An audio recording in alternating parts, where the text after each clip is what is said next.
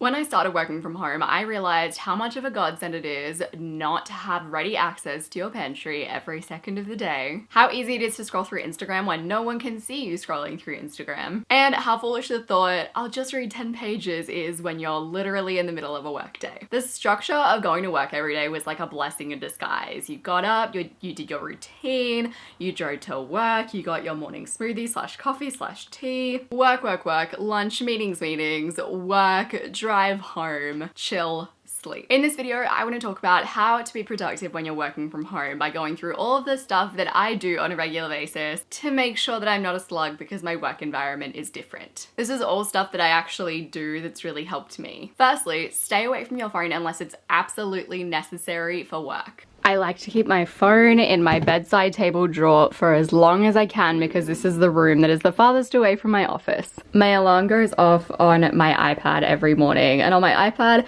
I don't have things like Instagram or Gmail. Having my iPad go off with my alarm and not having access to Instagram or Facebook means that I just don't go on social media first thing in the morning, which is what I always used to do. Secondly, have a routine. There is no forced routine when you're not getting up and going physically to work, so you need to create your own pre-work ritual as well as post-work ritual. My routine is nothing fancy. I just get up. I look nothing like this when I'm arising in the morning. I walk in here and I do my skincare routine. I'll grab myself breakfast, which lives in this basket.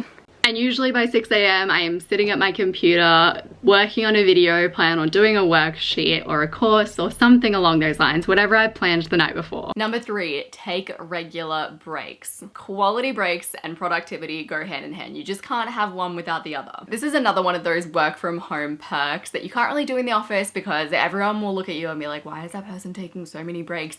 Even though it's been proven that breaks will make you a more productive person. To make sure that I take my breaks, I've been using the timeout app. So you can set a timer for 52 minutes, and after that's up, you get a timer for 17 minutes. Desk Time, which is a time tracking software, found that what their top 10% of users had in common was their ability to take effective breaks. And working for 52 minutes and then breaking for 17 minutes was the optimal timing of their break and work times. It seems oddly specific to me, but I mean, if it's there, why not use it? Number 4, when it comes to breaks, do good stuff with them. Make them quality breaks. I like to rest in my breaks or do little things around the house. So I might read a book. Usually it's a non-fiction book that's easy to put down because if you get sucked into a good fiction book, who knows when you'll stop. Or I do around the house stuff that doesn't require too much effort, like packing the dishwasher. Sometimes I'll practice some self-care, chuck in a little bit of meditation. And it's also a good time to check Instagram and Messenger. That way when you're actually working, you're not thinking like, oh, who's messaged me? What's my email like? Blah, blah, blah. Number 5, don't buy crappy food and have set lunch times and snack times. The call from the pantry when you work from home is real. And it might seem out of place in a video about productivity, but if you eat like crap, you feel like crap, and then your work is crap. My tip is to have set snacking and meal times. Don't just see snacking as a thing that you can do whenever. And also have a snack menu. My healthy snack menu consists of packet miso soup. These are a good like tide you over to lunch snack after snack kind of snack.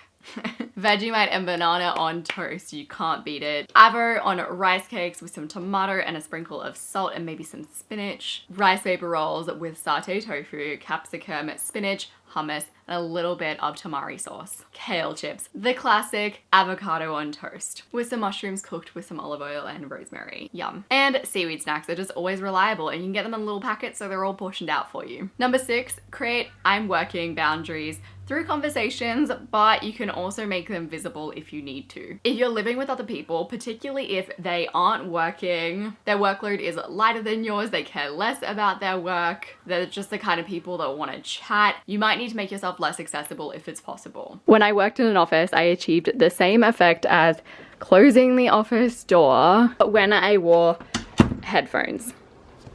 Get really bulky, visible headphones if you can. That way no one can mistake the fact that you are working. Number 7, plan your days the night before. You just make better decisions about how you're going to spend your time if you make those decisions ahead of time. I recently read about a study, and I'll link the article for it down below, where there were two groups of study participants. One group was asked to choose the movie that they wanted to watch 3 days ahead of time. The other group was asked to choose the movie that they wanted to watch on the same day. The people who picked the movie that they wanted to watch 3 days ahead of time tended to pick highbrow movies that took a little while to get into, maybe made you think a little bit, but generally you felt better at the end of them, you felt a little bit more enlightened. Whereas the other half of the participants tended to choose more junky movies, like easy to get into, easy to watch. And that's because generally if you're choosing what you need to do in the moment, you choose the thing that is the easiest, and that's not often the thing that is the best. By planning the night before, you combat the urge to choose the easy things. If you liked this video, you're definitely going to like my video on how to get way more done every day. In that I talk about the when of productivity, so the science behind when you should be doing things in your day